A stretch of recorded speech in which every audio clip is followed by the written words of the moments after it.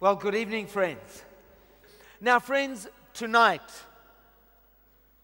together, we are going to look at one of the big questions in life.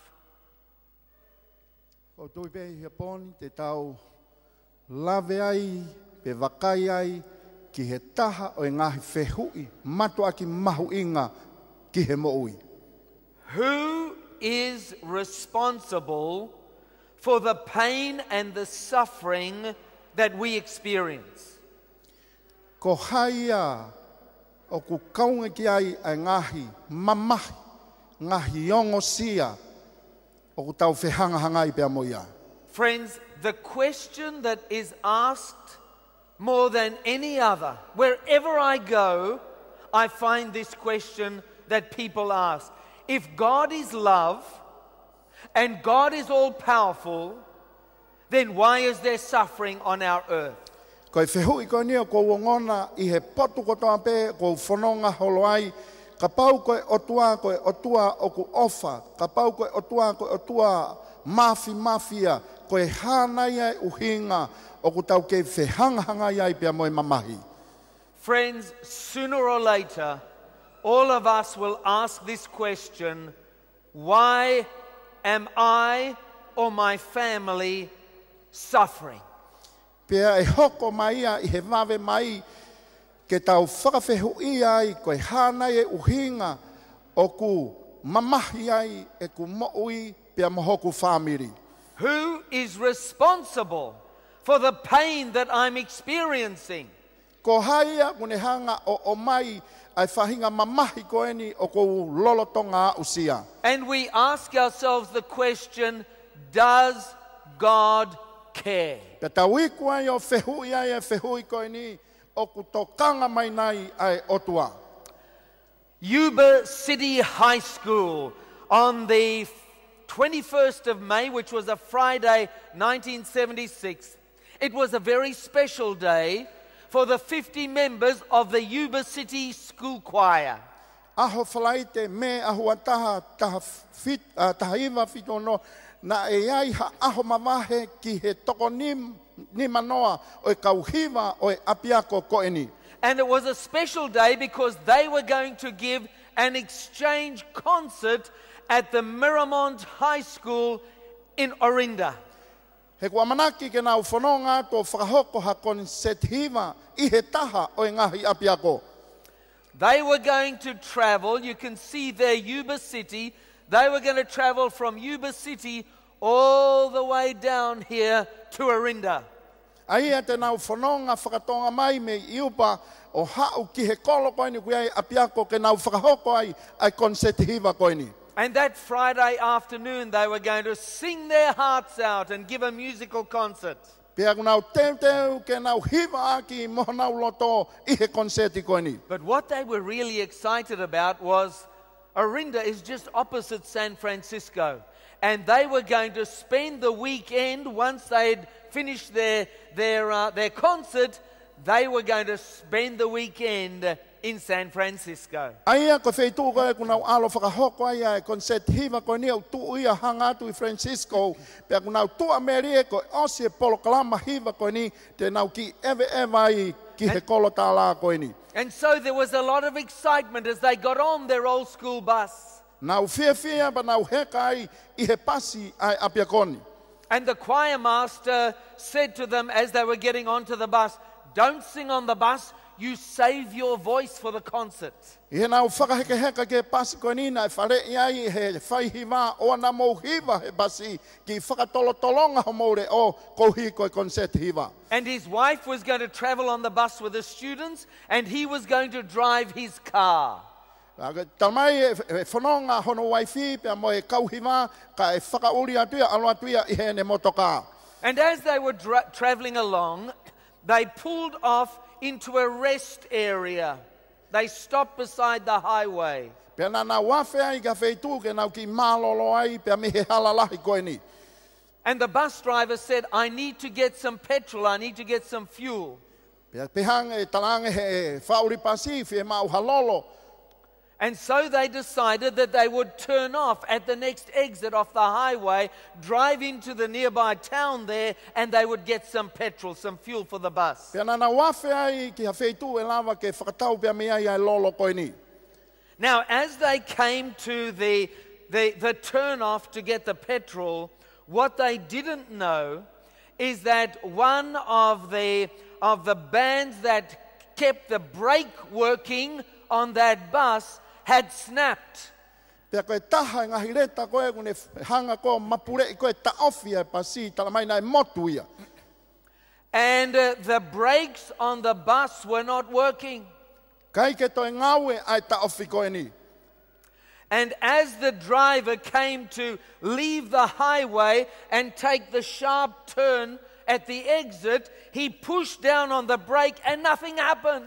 Pea koe ke awhi atu koe ia e pasi, pea me he halalahi koe ni, i ne whenga koe ke ta ofi koe ia e pasi, nai kai peke toi lava ia ta ofi. And he began to panic and he pushed on the brake, nothing happened. So he pulled on the handbrake and the emergency brake.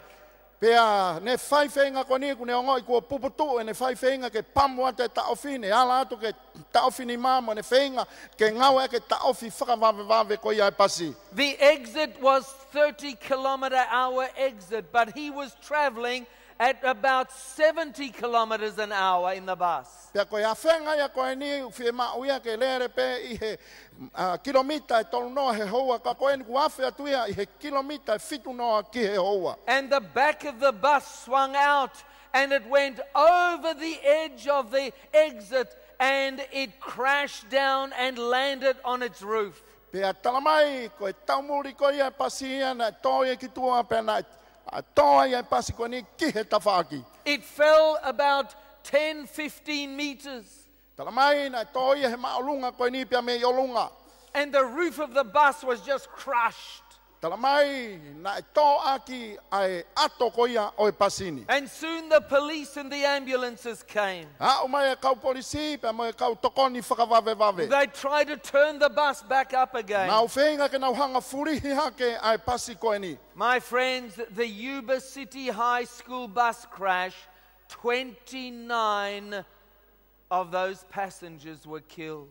Pea I he whakatu tā maki koe ni, na e pe ki ai, pe na e mate ai ha toko hiwa e kau pāsese. It was the deadliest school bus accident in American history. Pea koe taha e nia ha mea e na hoko e ko ha historia ia I Amerika, I he tokolahi e kau mate, I he whakatu tā maki e pasi koe ni. And a week later, there was a memorial service back at Yuba City High School. Osi pea mea I ha wike, na e whai ai ha fu'u houau whakamanatu I he high school koe ni. The names of all the students on the bus and those who were killed were on the memorial. Pea na e asi ai, tohi ai a ki nau tolu ko toa pena e tō tau I he whakatu tā maki koe ni. And one of the passengers who survived by the name of Tom Randolph, he stood up and this is what he said: "Our choir was the best, and God must have wanted part of our choir, so he took them." Taha o ke nau tolu nai mo ui I he whakatu tā maki koe ni, nai tū pe whai e ne talaloto I he polokalama whakamanatu koe ni o ne pe, koe mau kau hiwa koe lelei taha ia. Pea mahalo ko finangalo pea Sihova, ke ne hanga to'o atu hakonga o e mau kau hiwa. God must have wanted part of our choir, so he took them. Io nai whie mao mahalo e hotua ia hakonga e ne kau hiwa, pea koe uhinga ia ko ne hanga to'o atu ai ki nau tolu. Oh, my friends, is that what God does? Is that what God is like? Koe whehu ia I he pōni, mea ni koe mea e ku whai he otua, koe whōtunga to tonu ia, ai mea ku whai he otua. Does God go around grabbing teenagers because he likes the way they sing?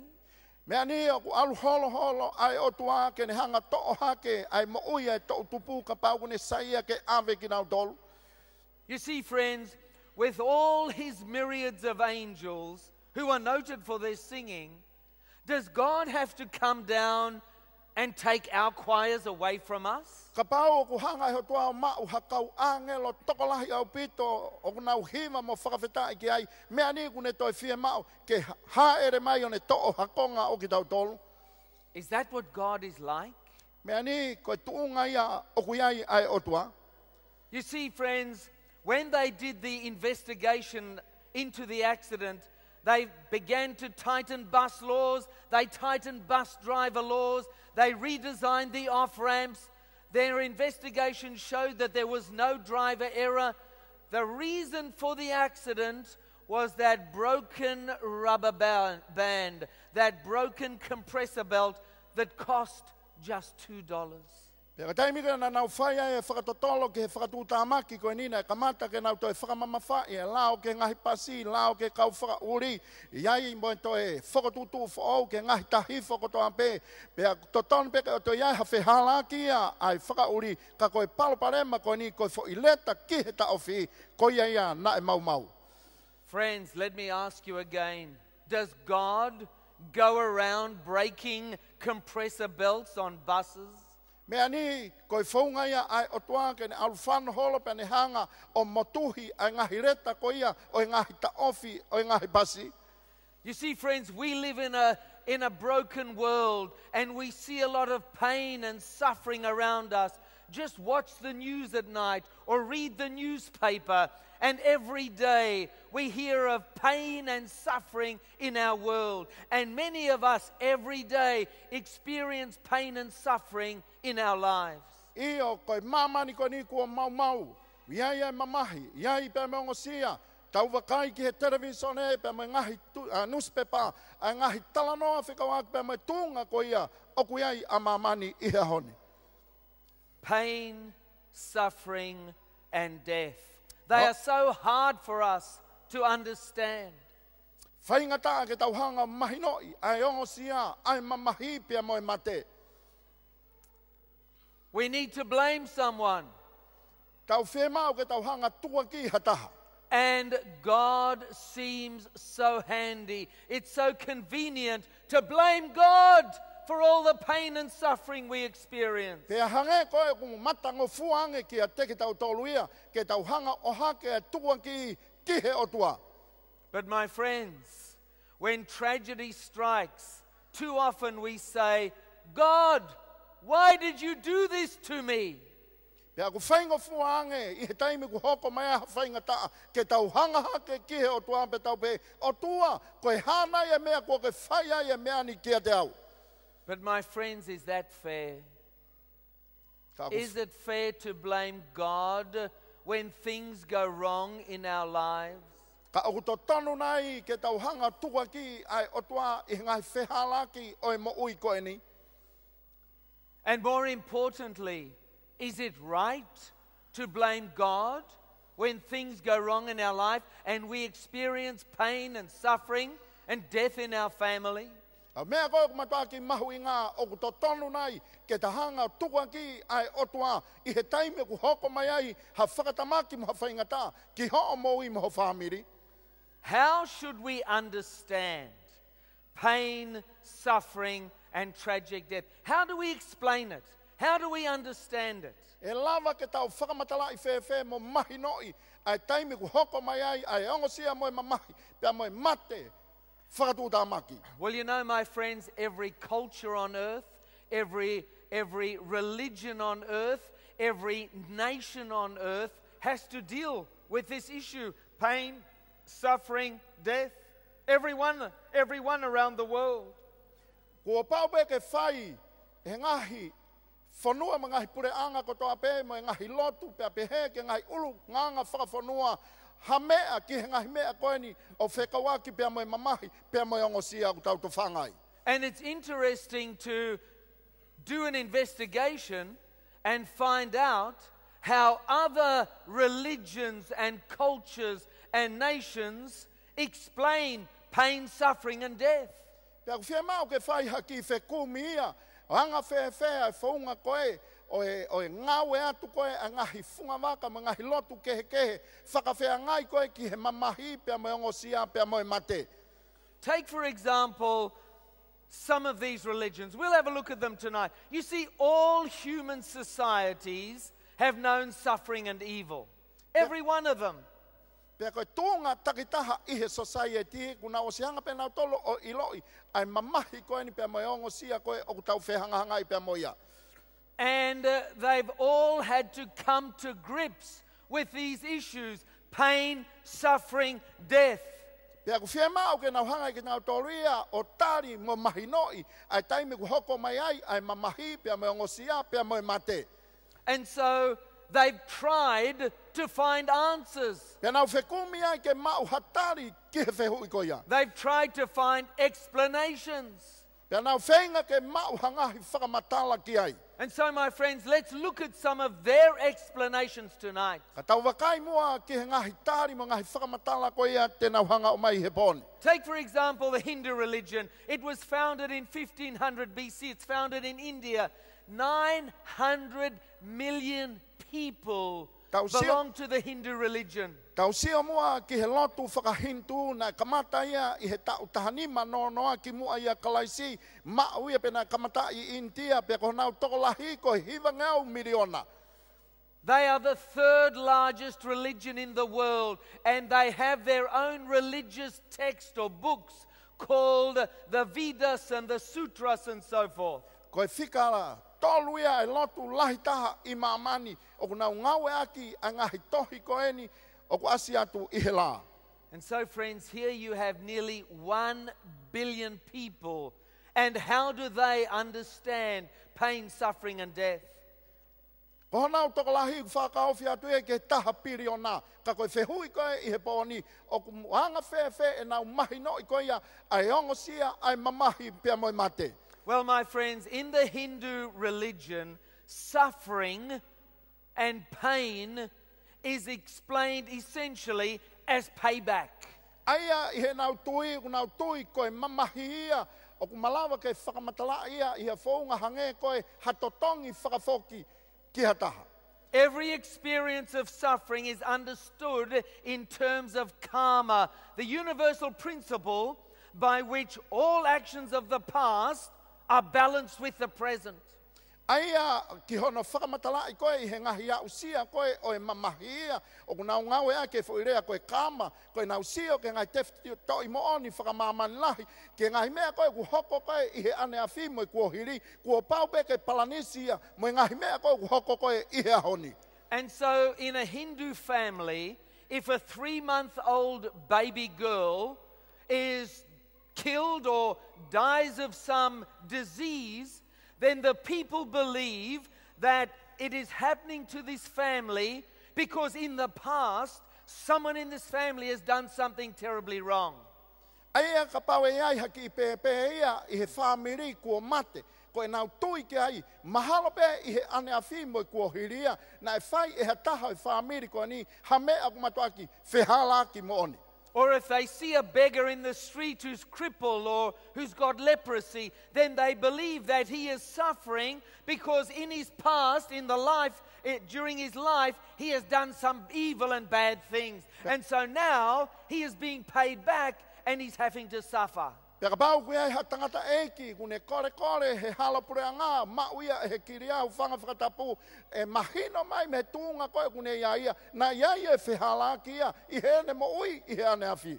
And so, friends, in Hinduism, why pain and suffering?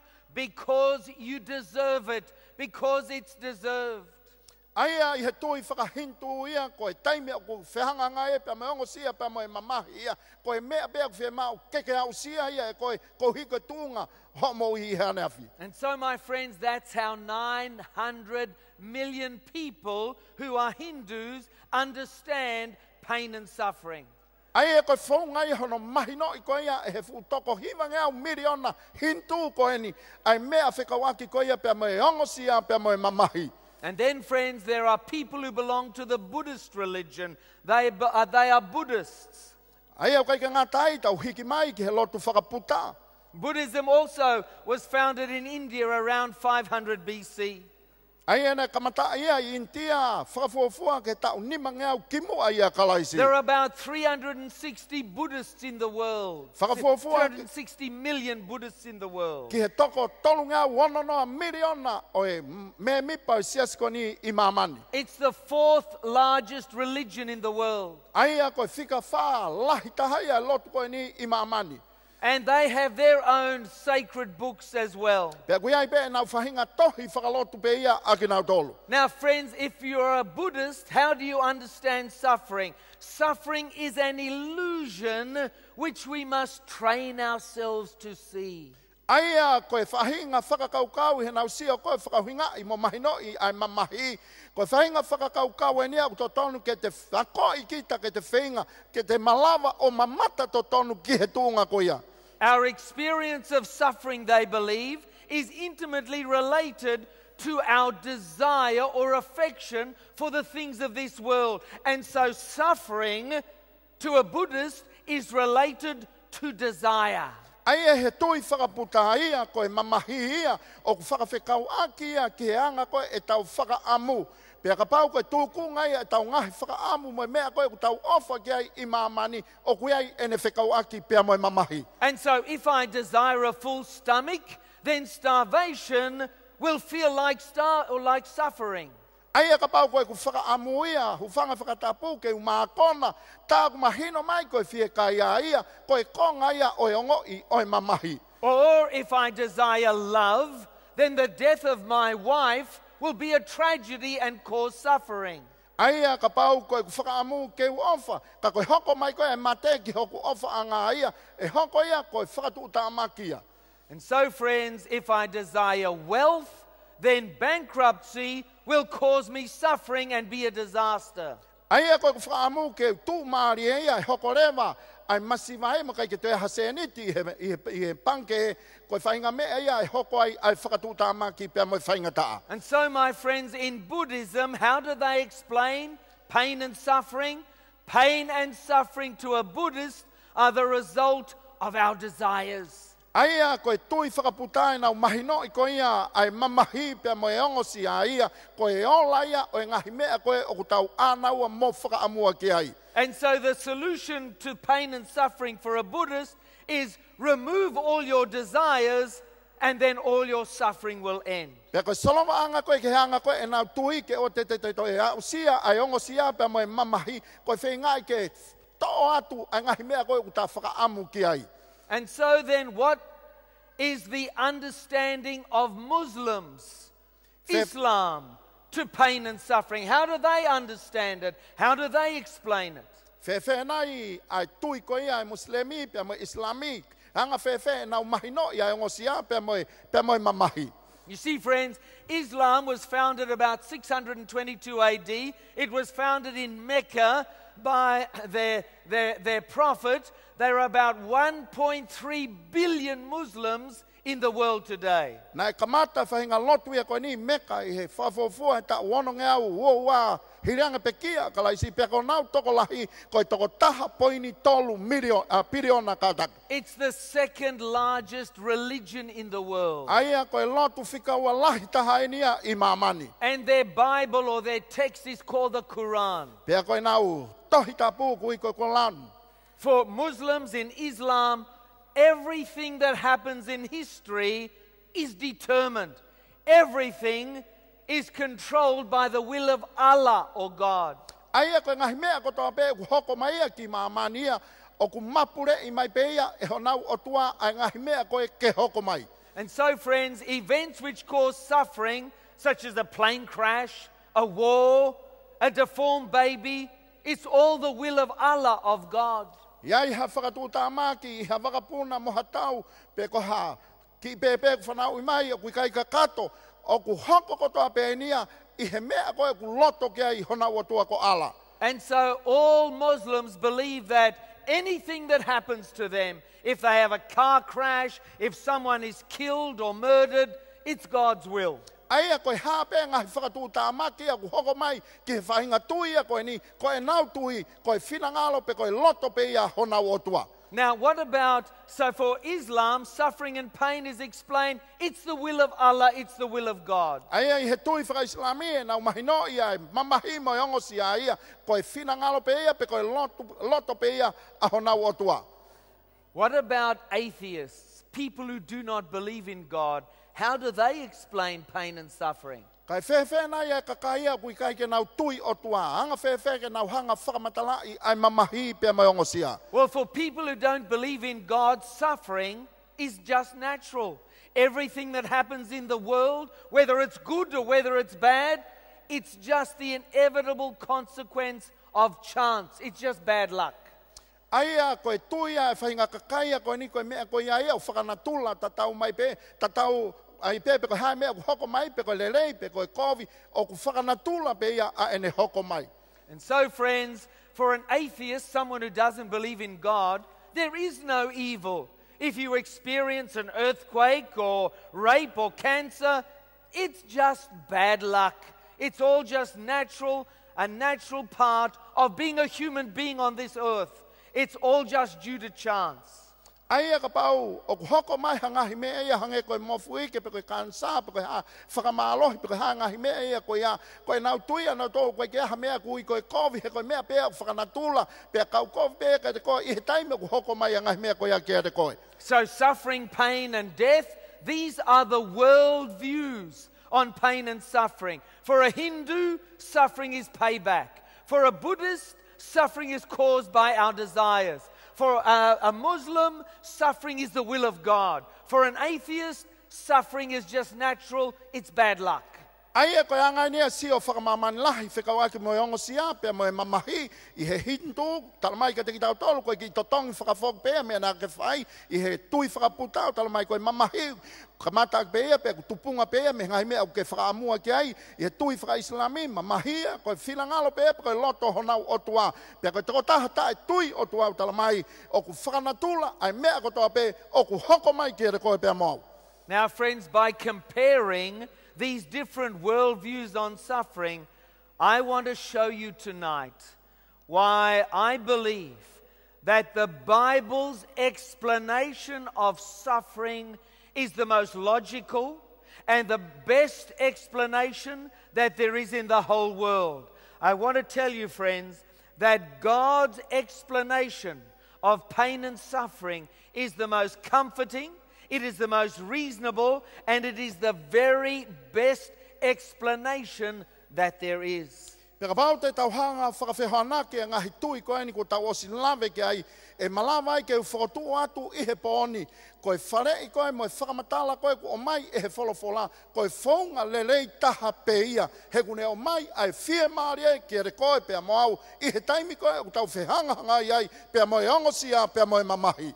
Oh friends, we need to know what the Bible really teaches on this important subject. Pea ku whie mawai ke a teki tau tōluia ke tau hanga mahi noi ai mea koe ku hanga e he wholofola o whakamatala I mo a koe ia ki taua whekawaki pea mo e kaweinga koe ia I he pōni. We need to know what God's Word, the Bible, teaches on this subject because, my friends, sooner or later, every one of us will experience pain, suffering, or death of a family member.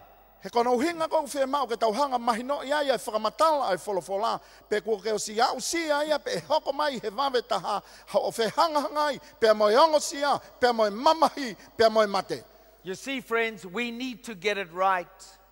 Whie mau ia ke whakatontonu a e tatui mo e ta mahi no ia kawengan. We need to get the right answer and the right understanding. We need to discover who ultimately is responsible for all the pain and the suffering in our world.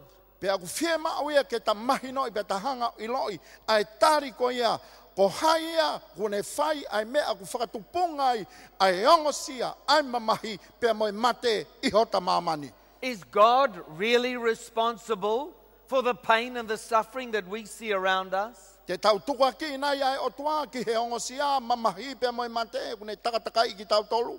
You see, friends, does God really go around causing bus accidents and grabbing teenagers because He likes the way they sing? Me anio ko alfan holo o tua bene whakatupunga ai ngahi whaingata mo whakatuta maki ko ia o ko tau whehanga hangai ki ai.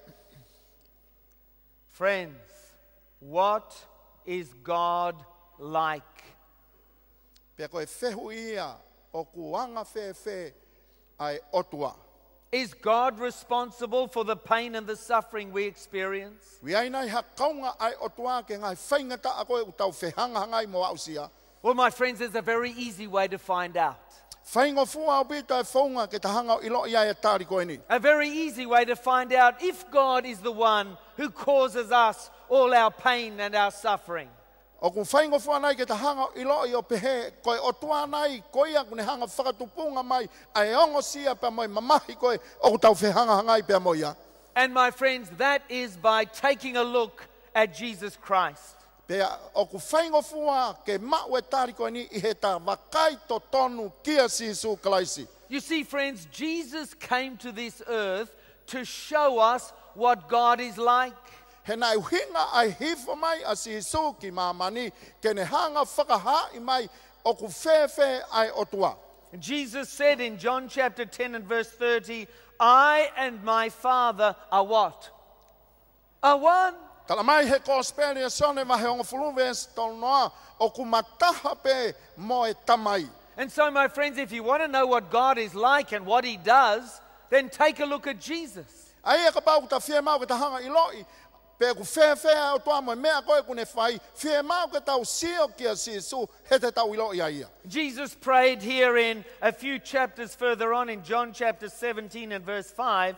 He said, Father, glorify me with the glory which I had with you before the world began. E tamai whakangongo rere I mua au. O hange koe nau koe a nā ku mau. Pea mo koe ki mua I he kamata o mamani. You see, friends, Jesus existed before He was born here in Bethlehem. Talamai na o si mua pea Sisu ia ki mua ke alo I mai I Peteri hema. God the Son has been with God the Father throughout eternity. Talamai na kauwhatahai ai alo oi o tua ia mo o tua koe tamai I o whai o au ki tāniti. In fact, he said, Jesus actually claimed to be God. Pea na e hanga o tua ia e Sisu ia o tala koe ia koe o tua. He said, before Abraham was, I am. And that term, I am, is the name of God.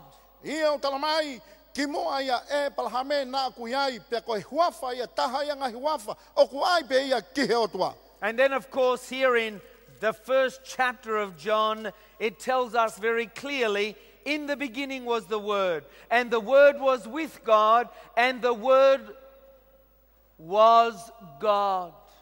Talamai he kospere sone vahe ulaki vesi ulaki na I he kamata anga a folofola pe na he otua a folofola pe koe otua a folofola. And so, my friends, Jesus is telling us that He is divine, that He is God. And so if you want to know what God is like, take a look at Jesus. Pe hanga pe Sisu ia tala whakapatonu mai koe ia koe otua pe kapau ta fie mau ke ta hanga ilo ia otua wakai tonu kia Sisu. Jesus claimed to be just like His Father. In fact, so much like His Father in character that to see Jesus was to see the Father. Aia ku tala Sisu o pehe koe otua ia koe ne tamai ia pakatamai ko hono ulunga nga uta tau to fe pe mai otua koe tamai pe pau tau fie mau ke tau wakai ki he otua te tau wakai ki he tamai te tau mau ia Sisu Kalaisi. You see, friends, Philip, one of the disciples, said to Jesus one day, he said to him, Lord, show us the Father, and it is sufficient for us. Pea koe kore na whai e Filipe kia Sisu nan talange eiki hanga mua o whakahai mai ai tamai kia teki mautolu he ku mahu inga ia ke mauhanga iloi. So Philip, the disciple, he comes to Jesus one day and he says, Jesus, show us God the Father. Unu mai a Filipe kia Sisu pea ne whakakore kore ange kia te ia ke ne hanga mua whakahai ange a Sisu ai tamai kia te ia. And listen to what Jesus answered. Pea wakai ki he tāri koe na whai koe Sisu kia Filipe. Jesus turned to Philip and said, Philip, don't you know me, Philip? Even after I've been among you such a long time, anyone who has seen me has seen who? The Father. E Filipe, mea ni ute ki hanga ilo iau. Kua fufoloa e tau kaufataha moki mo tolu. Koe tokotaha koe ia tene wakai koe kia te au o kune mamata ia ki he tamai. And so, my friends, if you want to know what God the Father is like, if you want to know whether God the Father causes pain and suffering, then take a look at Jesus and his behavior when he was here on this earth. Ai e ka pau ku tau whakakaukau ke tau hanga mau e tari koe ni, mea ni koe o tua ku whatupunga mea e mamahi pe mai ongo sia. Whie mau ke tau sio kia si Jesu pe tau wako pe mea ai tari ke wheu koe ia. You see, friends, Jesus came to show us what God is like. I o na haere mai a si Jesu ia ke ne whakaha I mai o kuanga whewhe ai o tua. So if you want to know what God is like, just look at Jesus. Ai e ka pau ke whie mau ke ako pe ku whewhe ai o tua. Wakai pe kia si Jesu. And my friends, when we take a look at Jesus, which we are going to do now in a little bit of detective work, if God is the one who causes all these disasters in our world, then surely we ought to catch Jesus doing it just once. Ai e ka pau tau whie mau ki tau tolu ke tau hanga o iloi.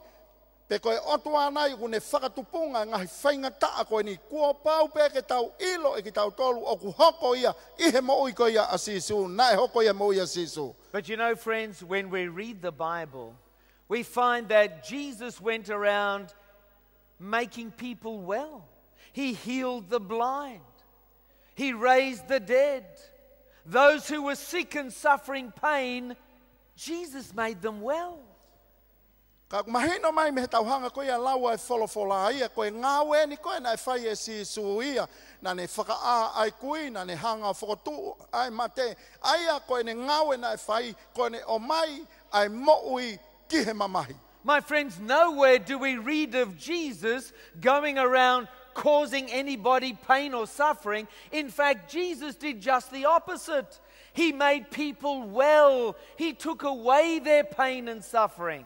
Hei kai ke tahanga ki taua o ilo I hatala noa kure koati I he wholawhala whekawati mo si Jesu koe ne aluholo pe ane hanga whakatupunga ha mamahi mo whaingataa ki he mo ui. Ka koe mea pe kone whaia koe ne o mai ai mo ui ki ha mo ui o ku whaingataa ia. People who were blind, Jesus gave their sight back. People who were hungry, Jesus gave them food to eat. Talamai koe kui na ne whakaa ia, koe whie kai a mo halo whia, na ne o atu e mea tokoni ke whawhanga ki ki nao tolu. That's what Jesus did. He took the little children and he blessed them. He made them well again. Koe ngawe pēna whai e Sisu, na ne hanga fuaha ke whangi whanau, pe ne hanga tāpo ki nao tolu. And so, friends, even people who had made mistakes in their life and done things that are wrong, Jesus forgave them. Those who were guilty and troubled in mind because they were carrying the guilt of their mistakes in the past, Jesus forgave them and said, go in peace and be well.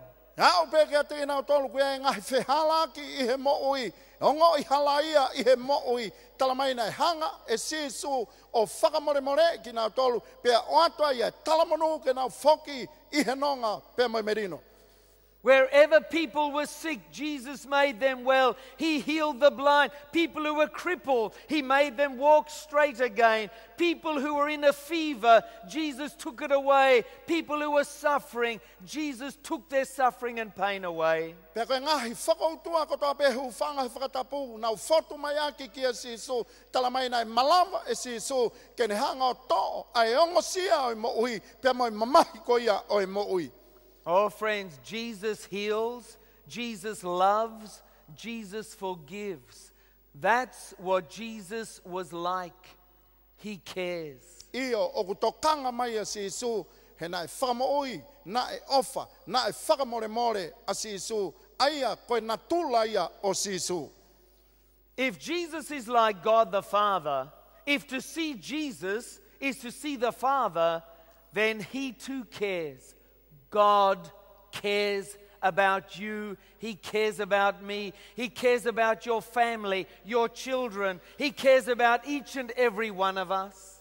I o kapau ko Sisu, ko hange to peia ko o tua ko ene tama ia, pe he tau mamata ki a Sisu, hange pe ko tau mamata ki he tamai, o kutokanga mai ai o tua, kia te ki tau tolu, o tokanga mai ki ho moi, o tokanga mai ki ho ngai family, pia behea tokanga mai a sisu, pia moi o tua kia te ki tau tolu. And so, friends, if it's not God who causes the pain and suffering in our world, then who is it? Aia ka pau o kui kai koe o tua kune hanga whakatupunga ai mamahi pia moe. Hongo sia koe ni ko hai nai o ku tupunga me ai whainga ta ako ia. Well, friends, Jesus told a story one day to help us understand who is responsible for all the pain and the suffering that we experience.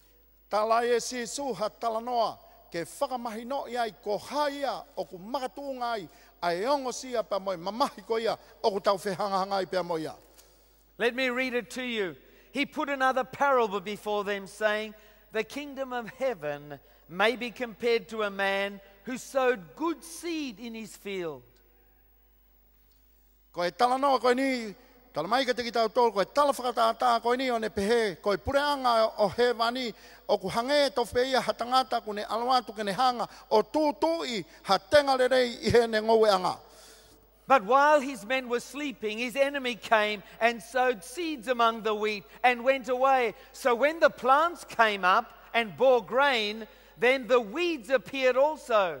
And the servants of the master of the house came to him and said, Master, did you sow good seed in your field? How then does it have weeds? He said to them, an enemy has done this.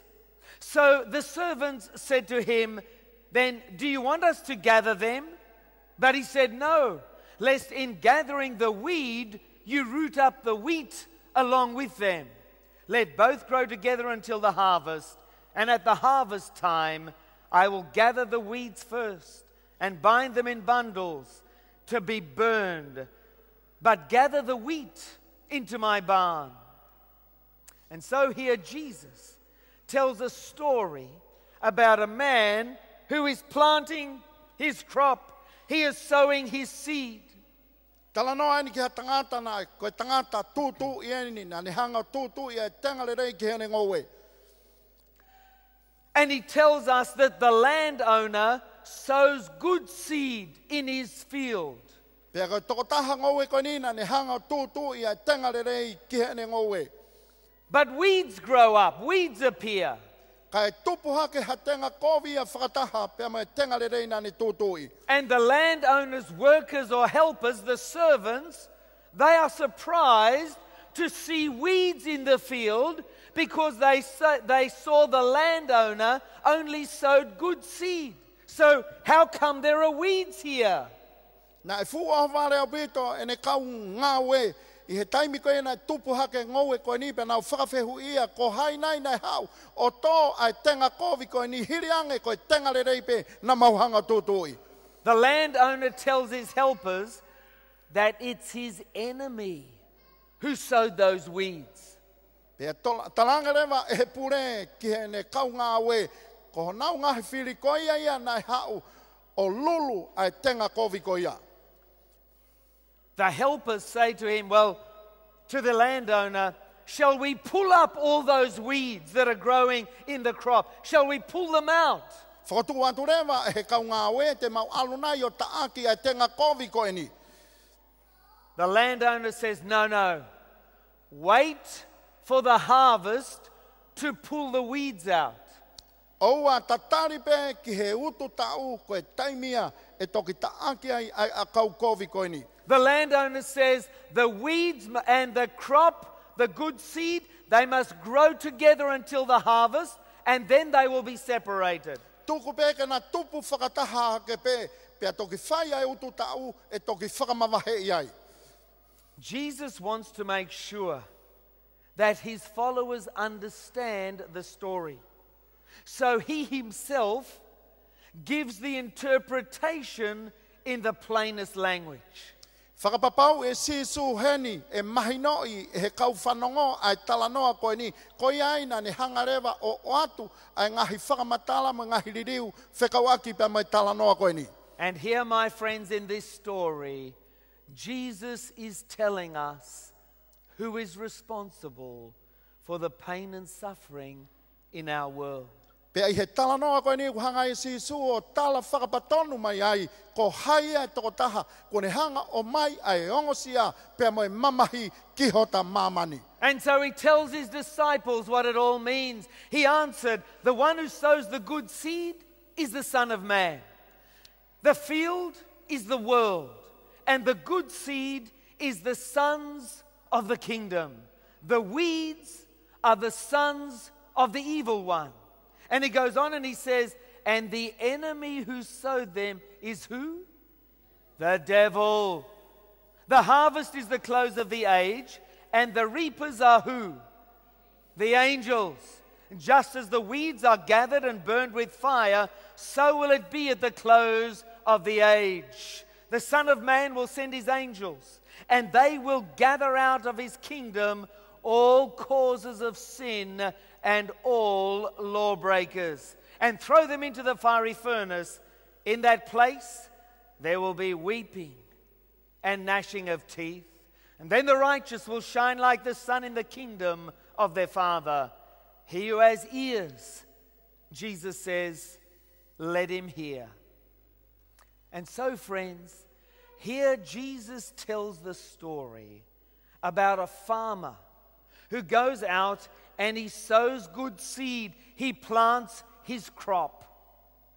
Tala noa koe ni whikawaki moha toko taha whama, ko ne aluatu ke ne hanga tūtui, e ne tengarerei ki he ne ngowe anga. And then, as this farmer is going out, Jesus tells us what it all represents. He says the landowner who's sowing the crop is Jesus. Aia ko toko taha koe na ne whai koe e tūtui ko sisu ia. He tells us that the field in which the crop is sown is the world. Pe koe ngowe anga rewa ko mamania. He tells us that the good seed is believers, sons of the kingdom. Aia koe tengarere ia, kuhinga ia, koe ngahi whoha ia pure anga, pe koe kautu ia. And he tells us that the weeds are the sons of the evil one, unbelievers. Aia koe akau kovi rewa ia, kuhinga ia ki he kau tae tui. And he tells us that the enemy who plants the weeds is the devil. Pe koe whiri na ne hanga koe o tūtu e tenga kovi koe te voloia. And the harvest is the close of the age when the Master Jesus comes back. Aia koe utu ta urewa ia, koe ngata anga ia o kuonga, I he taimi koe e toi haere mai ai a sisu. And so Jesus gives us the interpretation, the explanation. Aia ku hanga hene sisu o mai ai whakamatala ki a teki tautolu. Now, friends, I want you to notice the question that the helpers, the servants, put to the landowner. Ka ku whia mao ke tau whakatoka ngā i ange mua ai whehui koe na whai koe e he kau ngā we ki he toka taha koe haana I ngowe anga. The servants come up to the landowner and they say, Master, did you not sow good seed in your field? Aia koe whehui koe na nau maa whehui koe ki he toka taha ana ngowe anga. Mea ni na tau hanga pe o tūtui mo tō ai tengarerei pe ki ho o ngowe. How then does it have weeds? Kai hanga whewhe ke tupu hake ai akau kovia koe ni. What they are actually saying is, Master, did you have anything to do with the appearance of the weeds? Are these weeds somehow your doing? Are you responsible? Aia koe whehui whakahanga tonu ia koe ni e eiki I he ngahi a kau kovi koe ni kua tupu hake me ani ko koe na ke hanga o tō ia koe fo I ngāwe na ke whai ai ngāwe koe ia. And so they are suspicious. They are asking the Master, are you responsible for this mess in this field, in this world? Are you the one who's responsible for the weeds, for the pain and the suffering in our world? Pe nai whiwhiri ki ai kau tangata ngau e koe ni, mea ni ko koe na ke hanga o tō ai a kau konvi koe ni, mea ni koe mamahi, mea ni koe ongosia, o ku hoko mai ke he mamani koe ni, ko koe ia ko ke hanga o mai ngai mea koe ia. And the Master Jesus gives them a plain answer. He says, no, I'm not. It's not me. Hanga si so ato e tari mahino au pito, ikai au pito, oku ikai ko au. And he tells them who's responsible. He says, and the enemy who sowed the weeds, who's responsible for the pain and the suffering, the enemy is the devil. Aia koe whiri, koe te walo ia. Koe aia na ne hanga o tō, ai tenga kovi ko ia. Koe aia o ne hanga o mai, ai mamahi pe mai ongosia ki he mamani koe ni.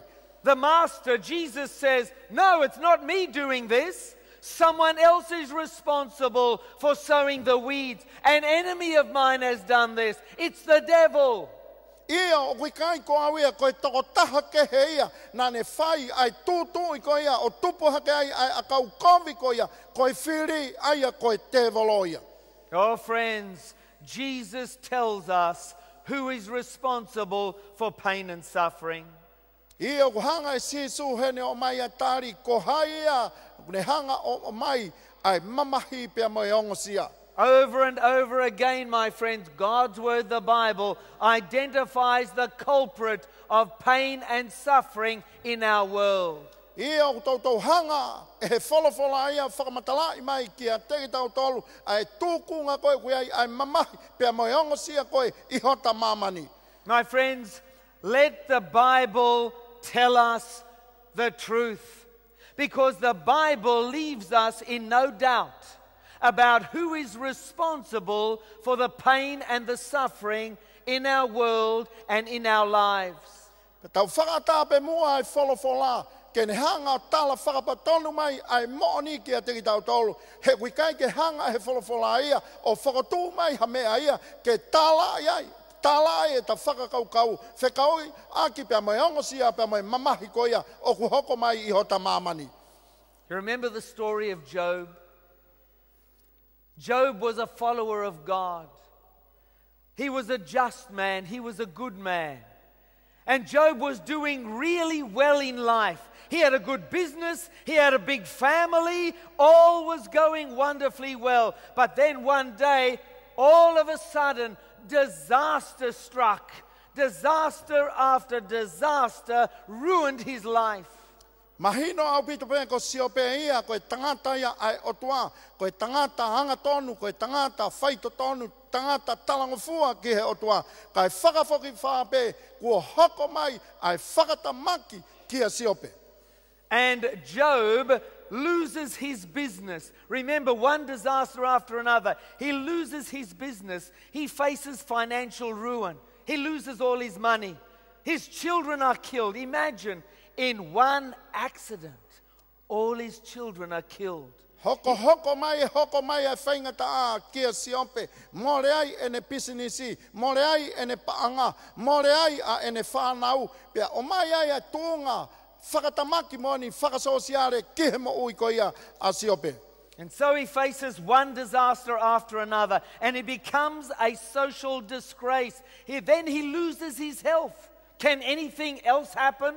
Can things get worse? He loses his health and then his whole body, from head to foot. O a upe ki he more ai mo ui re ia, I he mo ui koia a siope. His whole body is covered in boils. Everything was going so well, and now it's an utter disaster, and he's experiencing terrible pain and suffering. Na e lele pe ai mo ui koia a siope, kako eni ku a umai ki hatuunga ia, au ku whakawhautunga mai ai mamahi, pe mai whaingata a ki he mo ui koia a siope. And then his friends come and his wife, and they tell him that God is punishing him, that God is responsible for all these terrible things that have happened in his life. Hoko mai ai waifi, pia mangahi kaunga mea si o pe, pia nau talanga si ompe, kua hanga e si hova, o tau te ai koe, pia nau tua ki ai koe, mamahi koe ni, aha uia, pia mihe o tua. But my friends, what his wife and what his friends don't understand They tell him, God is punishing you.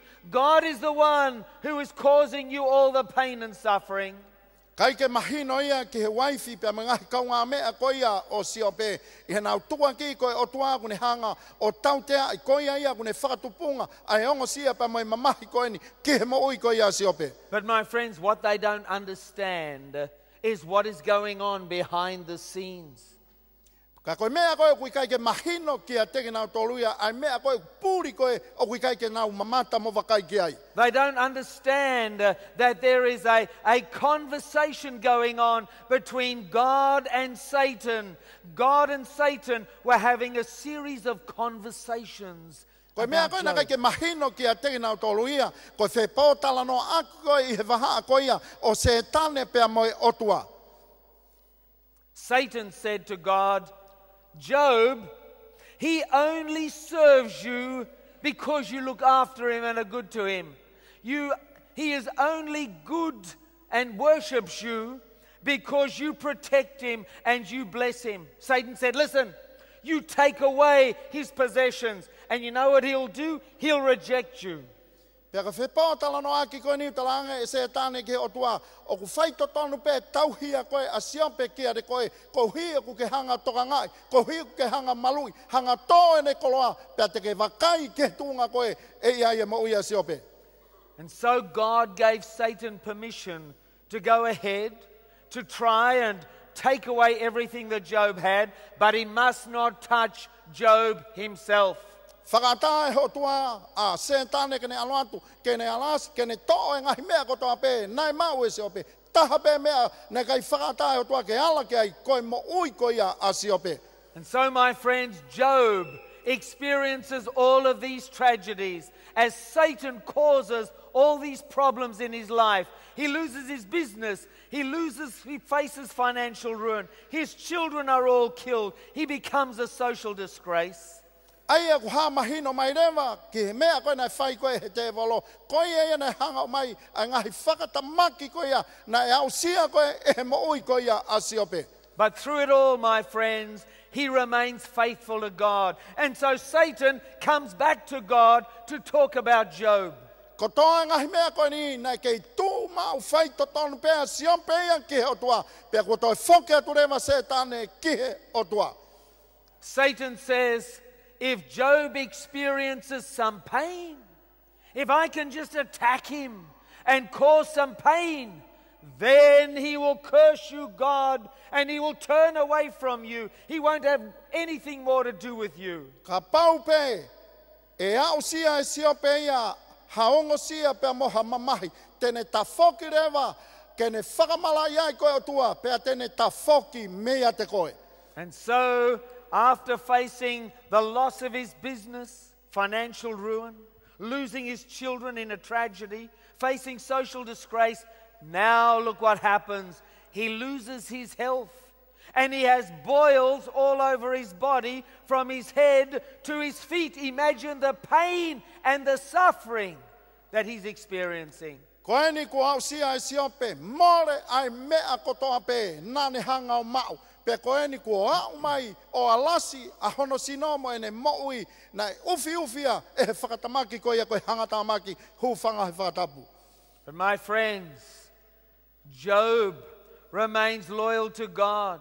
But I want you to notice what Satan said to God. He said here, but now stretch out your hand. You notice what Satan says to God? You, God, you stretch out your hand and touch all that he has, and he will surely curse you and die. So Satan says to God, you hurt him. You cause Job some pain and suffering. Pea talanga rewa se tāne ki he o tua mawhao atu ho tau kupu, pea ke hanga o lasi ene mo ui, pea ke hanga o atu ai mamahi mo e ongo sia ke a siope, pea te ke hanga o ilo iai, ai mawahe, pea whasi tuai koe e siope, I hene tui mo whalala kia de koe. You see, friends, God then returned and he says back to Satan, no, all that he has is in your power, Satan. Hangarewa o tua talanga setane, koe kotonga koe, ai mea nai mau koe e siope, oku iho mawhai moho mālohi. So Satan says to God, God, you stretch out your hand and you cause Job pain and suffering. And God says, no, I don't cause pain and suffering. All that he has, Satan, is in your power. Aia koe mea kotoa pe setane ia, oku iho mawhai moho mālohi, hei kai malawa ke mawhao atu, hoku taukupu, pe ke hoanga o atu, ai mamahi, pe moe ongosia, kia siope. Satan tries to blame God for Job's suffering, but God turns back on Satan where the blame belongs. Aia nei whainga rewa setane ke ne hanga tua ki ai otua ko hi ko whainga ta na whehanga ngai pe amo siope. Ka koe ni ko hanga hake ai otua kia te ia mo ne hanga tuhu I whakapatono atu o kui whe pe ku kaunga a setane o whikaua ki pe amo I mamahi mo whainga ta a ko ia kia siope. Oh friends, pardon me, when we experience pain and suffering in our lives, many of us have been placing the blame in the wrong place. Koe mo onia, koe teimi ku tau whihangahanga iai pia moe mamahi moe whainga taa. Ku tau ta whoki hake o hake tukua ki he wheituu o kui kai totono. God does not bring pain and suffering. Kai koe o tua ia kune hanga o mai ai ongosia pia moe mamahi. It's the devil. It's Satan who is responsible for the pain and suffering in our world. It is the devil who causes us pain and suffering. Aia koe te valo ia ko setane. Aia ia koe totaha kune hanga o mai ai ongosia pia moe mamahi ki mamane. Oh friends, we must put the blame for the tragedies we experience at the right door, at the right place. Now, there are a couple of other points that we need to keep in mind when considering this issue of pain and suffering. Kai me ko tau talano ai whekawaki pia moe ongosia pia moe mamahi o koe e whakakaukau utotonu ke tau hanga tukuloto aia. You see, friends, God's universe operates according to natural law. Uluaki koe universi koe ni ai otua ia o wharereaki o whakatatau ki he ngahi lao whakanatula. As we look around us, we see order, we see design, precision and balance in our world. Pea kutau wakai ki he mamani o kuia ia mau o kuia ia ngahi whakatata pea ku palanisi ai ngahi mea kotoa pe. Natural law is fixed and constant. Pea kua whakatu mau o tatau ai pe ai lao ia ko ia o natula. And my friends, if we break the laws of nature, then we suffer the consequences. Pea ka pau te tauhanga o mau I ai lao natula te tau whehanga hangai ki tau tolu pea mohono nunua. You see, friends, there are laws for good health.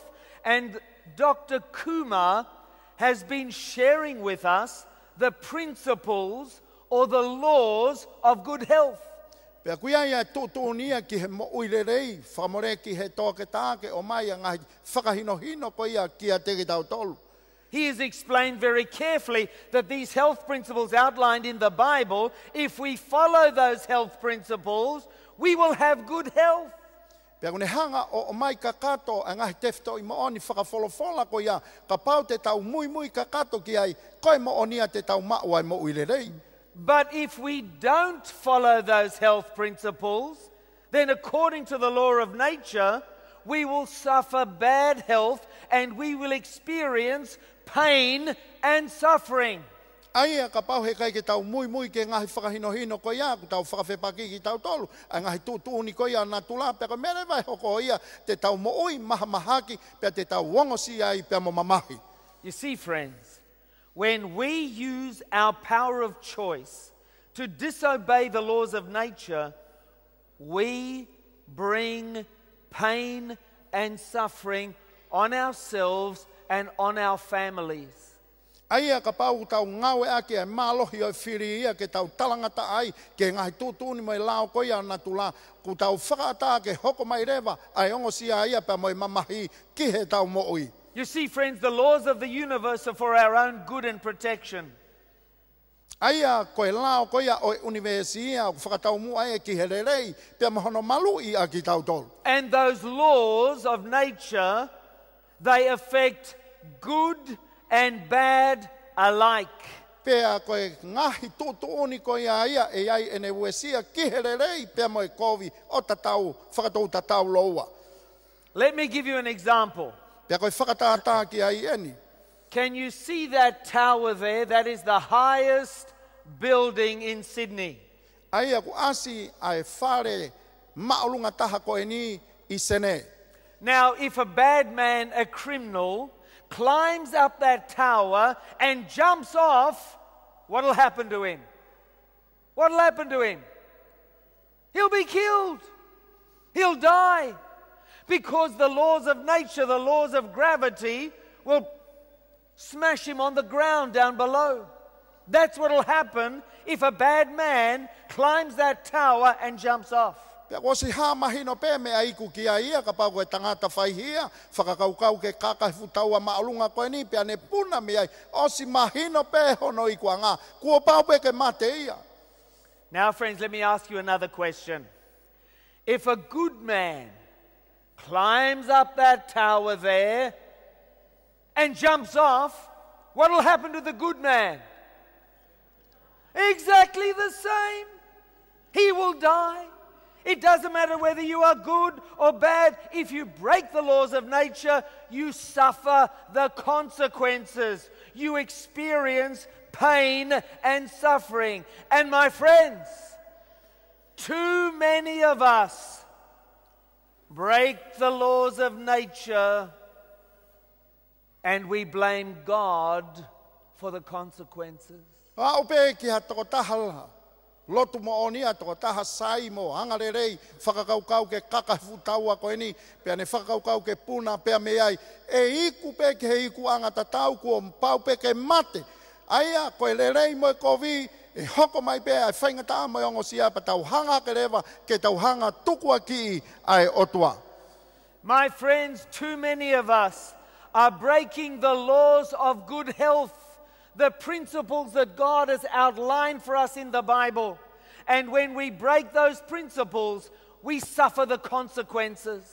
Toko lahi au pito pe ia teki tau tolu ia, ku tau hanga mau ia ngahi tefto I mooni whakautua koe, ki he moui lelei, o kua mai koe ia e he wholofola, pe ko hono nunua pe, tene o mai ia ongo siapa moi mamahi ki a teki tau tolu. Oh, my friends, too many of us are reading the obituaries of drunken drivers, people who are drinking too much alcohol, people who are overeating and eating the wrong foods and smoking 4 packets of cigarettes a day. And when we get pain and suffering and illness, then we want to blame God. Toko lahi ai kakaia, ku nau kona, ku nau inu, ku nau tōtu atu whanga whakatapu, e nau mau mea toko ni, tōtu a pia mai nau iwi, pia koe hako mai koe e whaingata a ia, ku nau hanga hakerewa, ke nau hanga o tua ki a Sihova ai o tua. Oh, my friends, God cares. He wants you to experience good health. He doesn't want you to experience pain and suffering. And that's why, my friends, here in His Word, the Bible, He's outlined principles to ensure that we experience health and happiness. Tokanga mai ai o tua, o ne hanga o mai a ngahi tefto I mo oni whakawholofola mo whakaotua, ke toko ni I koe, ke mau ai mo uilerei, ke oua nā hoko mai, ai ongo sia pea moe mamahi ki a teki tau tolu. Oh, my friends, God loves you. God cares for you. And He wants only the best for you. God is love. O ku fie mau he otua ia lelei taha ki a de koe pea moau, he koe otua koe otua oi ofa. God's love is unconditional. Tau talamai o kui kai makatuunga ai ofa ia ai otua. God doesn't care whether you are rich or poor, black or white, whether you are educated or not educated. My friends, God loves you as you are. He loves you for who you are right now. Ta tau ai pepe koe hae tuunga ia o kuia I ho o mo uia. Koe hui koe o tua o e ofa. O kune ofa mo tokanga mai kia re ko ia. Ihe mo me niti koe ni. And my friends, even if you've made mistakes in the past, big mistakes, God still loves you. Pea ta tau ai pe ia. Na e whehalaki lahi ho o mo ui. Ihe ane a whi pe koe a. O ku kei ofa mai pe a si hova o tua kia re koe. God's love never changes.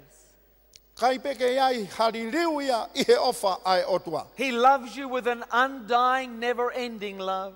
Pea kune o whaia ki koe ha ofa ia o ku tae ngata. Kai ke hano ngata anga. God searches for the needy. O kune whie kumi mai ke ne hanga iloi a e tau ngahi whie mau.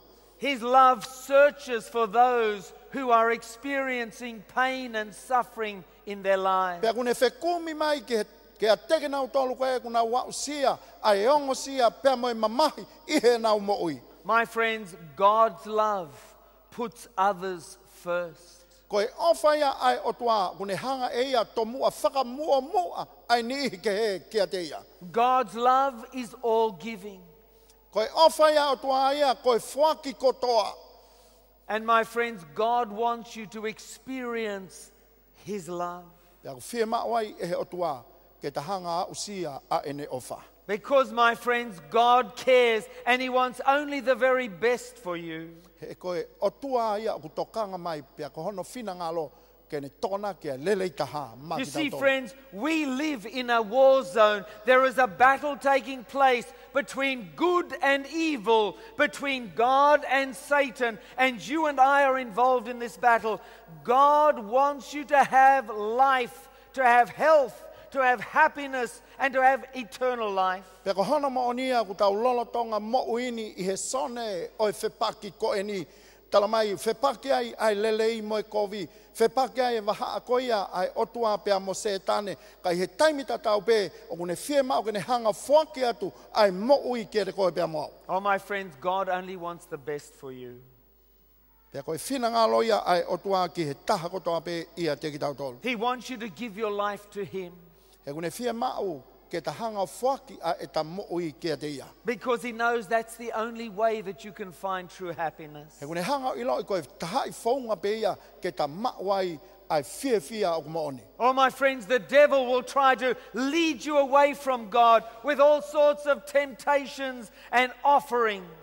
Pea hanga e he te walofi ngai ke ta taki ke ta mamao mehe o tua ki he mea koe kune o si hanga tokonaki ma au pea mau. He will promise you all the things of this world. Tene hanga o ato e tala ofa whikawa ki mga he mea kotoa pea mamani koe ni. But my friend, they will never bring you satisfaction and happiness. Kai halata ke ne hanga e ngai mea ania o mai ai whie maari e moi whia kia te koe. True happiness can be found only in God. He koe whia mo oni ia mau pe I he o tua. He's a God of love. He koe o tua ia e ofa. He's not responsible for the pain and suffering that we see and experience. Ki ia hane kaunga ana ki he ongo sia mo e mamahi koe ku tau mamata moa au sia I he tau mo ui.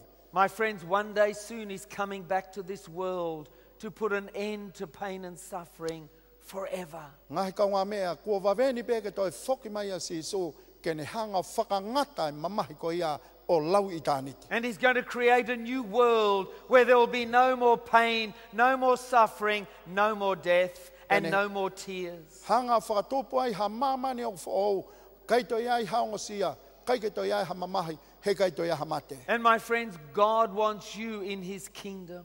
Pea koe whie mau ia ai o tuang keta ihe I hono pure anga. Even now, as we sit here tonight, He is preparing a place for you. O peke mō meni ti koe ni e tai heni he pōni o kune lolotonga teu ha potu mō ki tau tolu. He's preparing a mansion in His kingdom just for you. Une hanga teu ha api maau pea mo au. And my friends, He knows all about you. He knows what you like and what you dislike. He knows your best color, the things you appreciate. And He's designing a mansion that will be perfect for you. Pe kone hanga o awhio I ai mea ko toa pe ku ta sai I ai mo mea ku kai ke ta sai I ai ka koe kolo koe kone hanga ko teu ke whe unga mo whe nā pasi to tonu pe ia mo e tangahi whie mau. Because, my friend, God is love and He wants to live with you forever. Pea ko hono uhinga ki ai koe o tua ia e ofa pea koe ne whie mau ke ne nofo whakataha moki tau tolu o laui kuonga. And my friends, one day very soon He's coming back to take you and your family to live in that mansion that He's preparing for you right now. E ko ngā kaunga mea, kua wawe ai aho ia ke toi whoki mai ai a Sisu ke awe ki tau tolu ki he api ko ia kone hanga teu mā ki tau tolu. And in His kingdom, there will be no more pain and no more suffering. Pei hono pure anga he kai toi aha ongo si ia pe koha mamahi. And my friends, He's speaking to your heart tonight. Pea kune lolotonga folofola mai ki holoto I he poni. He will never force you to make a decision. Hei kaipe pe hei kaipe ke ne hanga whakamalohi ke ta whai hawhiri. He's given you the power of choice. Kune o si hanga ia o whakakoloa ia ki taua ake e malohi oi whiri. He won't force you to love Him and accept Him. Hei kai ke ne hanga whakamalohi ke ta ofa ke te ia motali foki ia. He's showing you His love and He's asking you to respond out of a heart of love, a heart who's experienced the call of God and the love of God. Kua ne o si hanga ia whakaha I mai ene ofa, pea ko ene whie mau ke ta tari aki ha loto oku ofa ki he ne whakawhe oku whai mai. Oh, my friends, don't disappoint a loving God. Oua moa na ke hanga tuange ha whainga maari e He's ke calling, mamahia e o tua ko ha o tua oku ofa mai ke a teki tau tolu. He's calling you tonight because He wants you to be ready to meet Him when He comes. I o kune hanga ui mai koe I he pō koe ni koe ne taumua ke ta mateu ki hane toi whoki mai. Oh, my friends, as we pray right now, why don't you just say in your heart, Lord, thank you, I love you, I want to be ready to meet Jesus when He comes. Let us pray. Dear Heavenly Father, we thank you that we serve, that we have a Heavenly Father who loves us and who cares for us. And Lord, I want to ask your blessing upon every person in this hall tonight.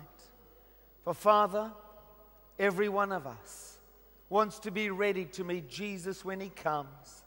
We want to go to heaven with you and live in your kingdom where there will be no more pain, no more suffering, no more tears, no more death. Lord, we want to live in the mansions you are preparing for us.